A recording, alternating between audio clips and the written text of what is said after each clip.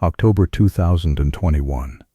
I was 23 years old and working the graveyard shift at a massive self-storage facility on the industrial edge of the city. It was a pretty simple gig: sit in the booth, monitor the cameras, and do one perimeter walk every 4 hours.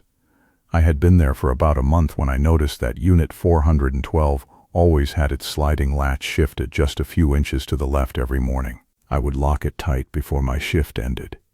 But by the time I came back the next night, it was moved again, even though the gate logs showed no one had accessed that building after hours.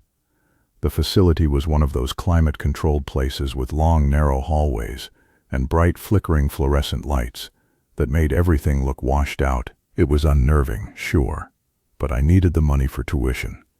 Most of the time, I just listened to podcasts to drown out the hum of the air conditioning.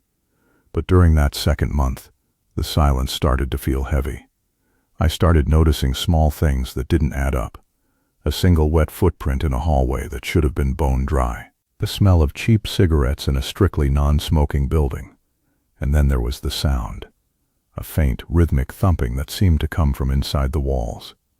I remember sitting in the office one night, staring at the monitor for Building B. Everything looked normal. Just rows of orange doors and empty linoleum floors. Then I saw it. A ceiling tile in the far corner of the hallway slowly lifted up. My heart skipped a beat as a pair of pale, thin fingers reached out from the darkness above and set the tile aside. A face peered down, just for a second, before the person dropped onto the floor with surprising grace. It was a man, dressed in dark, ragged clothes. He didn't look like a thief. He looked like he lived there.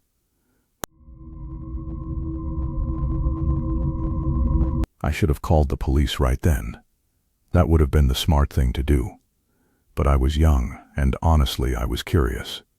I watched the monitor as he walked straight to Unit 412. He didn't have a key. He didn't even use a tool. He just slid the latch in a specific jagged pattern, and the door rolled up. Whispering, he went inside and pulled the door down behind him.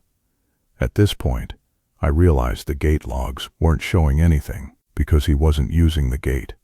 He was already inside the building, somewhere in the crawl spaces above the units. The next night, I decided to investigate that unit during my perimeter walk. I told myself I just wanted to see if he was damaging the property. As I walked down the hallway of Building B, my footsteps felt incredibly loud. Every time a light hummed or the AC kicked on, I jumped. I reached Unit 412 and stood there for a long time. I could hear something inside. It wasn't talking. It was a scraping sound, like someone was sharpening something against the concrete floor. I reached out to touch the latch, and that's when the scraping stopped. The silence that followed was the most terrifying thing I've ever experienced. I knew he was inches away from me, on the other side of that thin metal door. I could feel the heat radiating from the unit. Then, very slowly, the latch began to move under my hand. I backed away, my breath catching in my throat. The door flew up with a violent crash. Ferukor.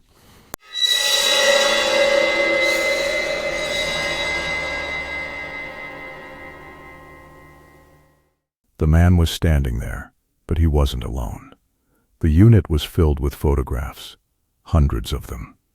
And as my flashlight beam hit the back wall, I realized they were all photos of me.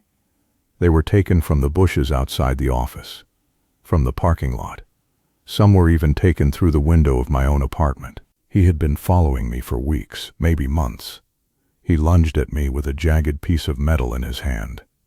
I didn't think. I just turned and sprinted back toward the exit. I could hear him behind me, his boots slapping against the linoleum. He wasn't screaming. He was laughing, a low, wheezing sound that echoed off the metal doors.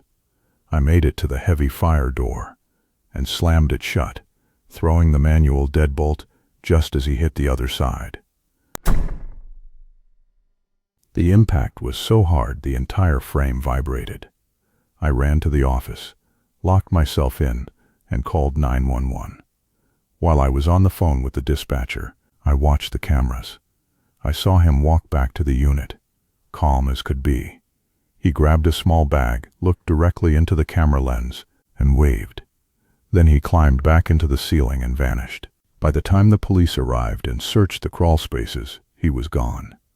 They found a makeshift living space above the units, a sleeping bag, some stolen canned food, and a notebook filled with my daily schedule.